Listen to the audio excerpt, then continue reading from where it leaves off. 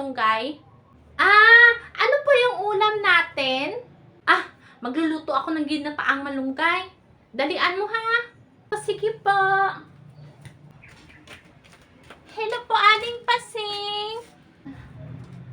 O, bebang, anong atin? Aling Pasing, hihingi daw po si inay ng malunggay. Kasi po, maggata po kami ng malunggay. Malunggay? O, sige. O, bebang, salamat po. Sige po, Aling Pasing. Inay, ito na po yung malunggay. Ay, salamat. Anong sabi ni Aling Pasing? Wala naman po. The next day. Ano kaya ang uulamin namin mamaya? Magtitinulang manok ako. Tamang-tama, merong manok dyan sa ref. At lalagyan ko ng malunggay. Anak! Po, inay! Anak! Humingi ka nga doon ulit kina Aling Pasing ng malunggay. Sige na, magtitinulang manok ako. O sige po. Aling Pasing? Ay, kabayo. Bebang, ginulat mo naman ako. Anong atin? Aling Pasing, pwede po ba ulit daw makahingi si inay ng malunggay? Kasi magtitinulang manok daw po siya. Malunggay. O sige. Wait lang. Kuha lang ako. O, bebang,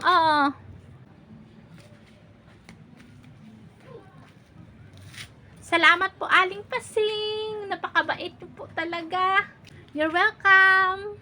The next day again. Anak! Ano po yun, inay? Humingi ka nga doon ulit ng malunggay kina Aling Pasing. Gusto ko kasing magulay naman tayo eh. Puro na lang karne yung kinakain natin. Ha? Hihingi na naman po tayo ng malunggay? Baka magalit na yan si Aling Pasing. Ay sus, magbibigay yun. Alam mo naman si Aling Pasing, napakabait yan. Sige na, humingi ka na ng malunggay doon para makaluto na ako. Okay po. Aling Pasing? O, bebang, ano na naman ang atin? Aling Pasing, manghihingi daw po ulit na malunggay si inay. Ay, Diyos ko, yung si inay mo talaga, oh. O, sige na. Maghintay ka dyan. Kukuha lang ako. Okay po. Ito talagang si Marites. Puro na lang hingi ng mga lunggay. Titingnan natin kung hihingi pa siya.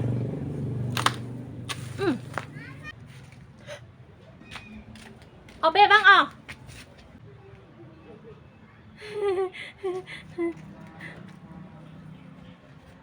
Salamat po, Aling Pasing.